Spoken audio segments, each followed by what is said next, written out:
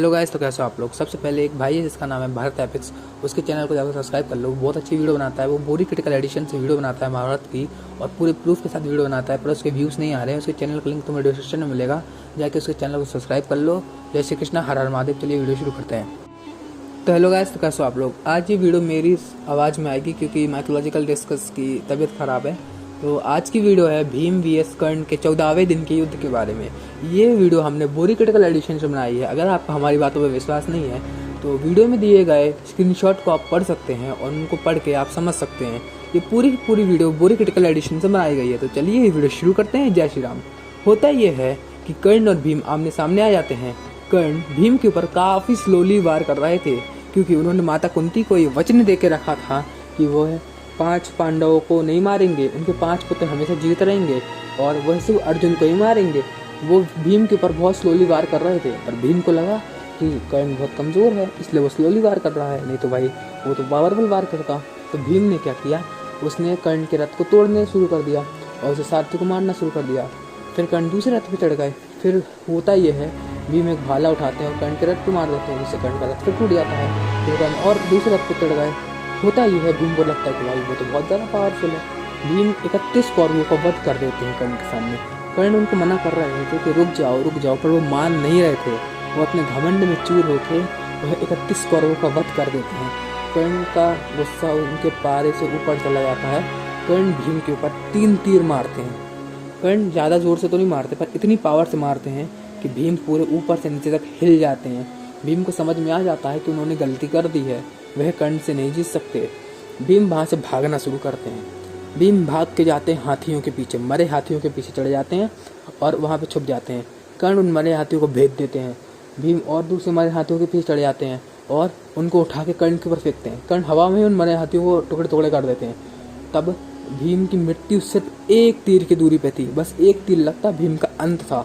उस समय कर्ण भीम से कहते हैं, हे मूर्ख, हे अधर्मी योद्धा, तुम्हारे पास कोई भी स्किल्स नहीं है युद्ध करने की, परंतु तुमने मुझसे युद्ध करना की निर्णय लिया है, तो चलो युद्ध कर ही लेते हैं। मानता हूँ तुम मुझसे धनुष से युद्ध नहीं कर सकते, तो चलो आज तुम्हारे साथ में मल्लयुद्ध कर लेता हूँ। तुम्हें अपनी ताकत पे बहुत घमंड है ना, तो चलो आज तुम्हारे साथ में मल्लयुद्ध भी कर लेता हूँ। कर्ण और भीम का मल्लयुद्ध शुरू हो जाता है।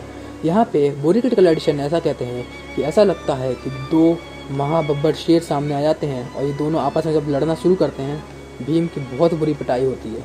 भीम के पास भले ही 10,000 हाथियों का बल था, पर उनके पास कोई स्किल्स नहीं थी, उनके पास दिमाग नहीं था। पर कर्ण के पास 10,000 हाथियों का बल था और उनको भगवान परशुराम ने शिक्षा दी थी। कर्ण के पास हाई लेवल की स्किल्स थी। वो बड़े आराम से भीम को मारते थे और भीम के वारों से बच जाते थे। उस समय होता यह है, कर्ण भीम के मुंह पे घुटने से वार कर देते हैं और भीम की गर्दन में अपना धनुष फंसा देते हैं और हवा में उठा देते हैं।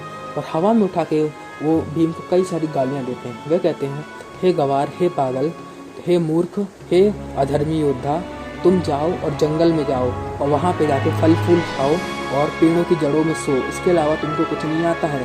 तुम्हें मासूम जानवरों का वध करने के अलावा और लोगों को उल्टा सीधा कहने के अलावा और तुम्हें कुछ भी नहीं आता। हे अधर्मी, तुम्हें कुछ आता नहीं है, ना ही तुम्हारे पास वो स्किल्स है, फिर भी तुमने मुझसे युद्ध करने की चुनौती दी। तुम्हें क्या समझ में नहीं आता कि तुम्हारी इतनी हिम्मत ही नहीं है कि तुम मुझसे युद्ध कर सको। आइंदा मेरे रास्ते में कभी मत आना, अन्यथा इसका अंजाम बुरा होगा। कर्ण ने भीम को अपने धनुष के ऊपर फंसा के हवा में लटकाया हुआ होता है और कर्ण भीम को बहुत सारी उल्टे सीधे शब्द बोलते हैं। वे मतलब ऐसे शब्द नहीं बोलते हैं कि गाली दे दें।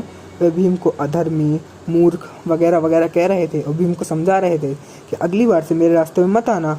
उसके बाद कर्ण अपने धनुष को और ऊपर उठाते हैं और भीम को धरती में पटक देते हैं। भीम के गले में पहले से धनुष फंसा हुआ होता है और फिर वो भीम को घसीटना शुरू करते हैं। जब वो भीम को घसीटते हैं उस समय वो भीम से कहते हैं कि तुम्हारे पास कोई स्किल्स नहीं है, भले तुम्हारे पास बल है पर तुम्हें लड़ने की कोई टेक्निक नहीं आती है। तुम 1 नंबर के अधर्मी और 1 नंबर के मूर्ख हो। हे विगोधर, तुम्हें युद्ध करने की कोई कला नहीं आती है। जाओ श्री कृष्ण के पास जाओ और उनके पीछे जाके छुप जाओ, क्योंकि वही तुम्हारी रक्षा कर सकते हैं और कोई नहीं। कर्ण और भी बहुत सी चीज़ें भीम को कहते हैं और भीम को भूमि में बहुत देर तक घसीटते हैं।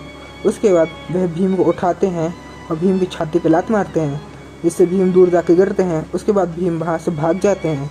इस वीडियो में आपने देखा कि जब कर्ण और भीम का युद्ध हुआ तो शुरुआत में भीम भारी पड़े, क्योंकि कर्ण ने वचन दे के रखा था कि वह भीम को मारेंगे नहीं। पर जब कर्ण को गुस्सा आया तो कर्ण ने भीम को बहुत बुरी तरह मारा और उसे धरती में घसीटा भी। ये पूरी वीडियो बोरी क्रिटिकल एडिशन से बनाई गई है। अगर आप हमारी बातों पर विश्वास नहीं है तो आप हमारे स्क्रीनशॉट्स को देख सकते हैं, ये बोरी क्रिटिकल एडिशन से लिए गए हैं।